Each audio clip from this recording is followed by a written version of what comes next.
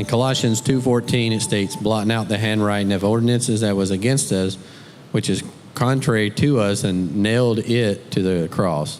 Please explain. What are the ordinances? Okay, so when you're looking at verse 14, okay, he says, and you will go, let's go further back, okay?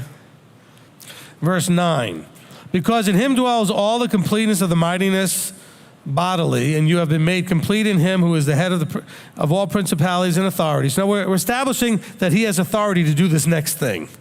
Okay, we're making sure that context-wise, you know that he has the full authority to do what is about to come after that. That in him you were also circumcised with a circumcision not made with hands, in the putting off the body of the sins of the flesh by the circumcision of Messiah.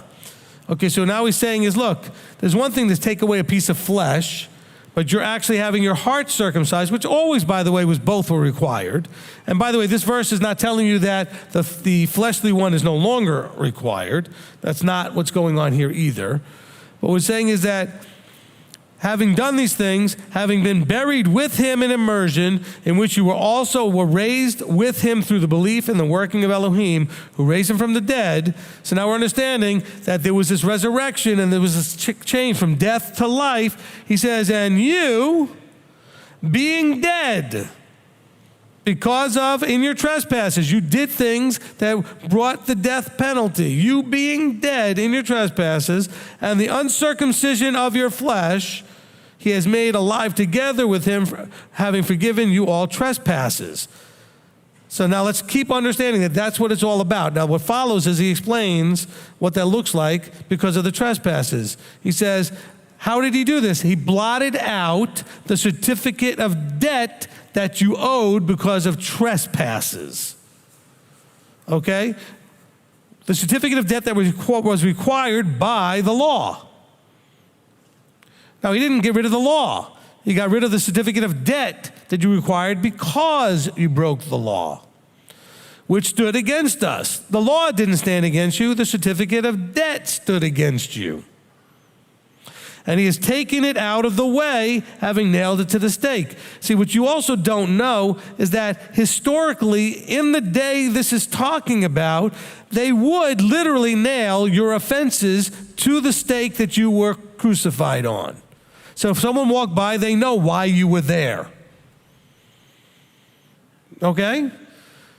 Look it up. It's historically accurate. So they understood what this meant. You don't, because you never picture that. You see the movies where they put Messiah up on a cross. They put maybe the thing that says, here's King of the Jews, whatever, above his head. But they never see this whole nailing of this is why he's here. Okay? But that's what they did. And so he's saying, look, Messiah took the guilty verdict that you had because you were guilty. You were trespassing. And he took that and said, I will take that and pay for it. Imagine we'll go back to the car analogy. Imagine you have a problem with speeding and you get a lot of speeding tickets. Okay? Those tickets are against you. They're held against your record. They're held against your license. And what if somebody came in and said, I will take those away. I'll wipe it off your license. I will pay your tickets for you. They will no longer be held against you. By the way, does that now mean you can never get another ticket? No. If you speed, you still get in trouble. The law is still there. You do this a little bit with that, how many of you, I don't have to raise your hand, but I know I've done this in the past because as a younger man with driving a fast car, got tickets, and there was a way to go take a class, and if I took the class, it would wipe points off my license. So it would take something that was against me and wipe it out. And I did something to accomplish that. And what this is saying is that you had something against you, not the law, the breaking of the law. The ticket, let's just make it simple. You broke a Torah command, it created a ticket, and those tickets are accumulating. And because they're against you, they need to be taken out of the way or you can't have a forever kingdom experience.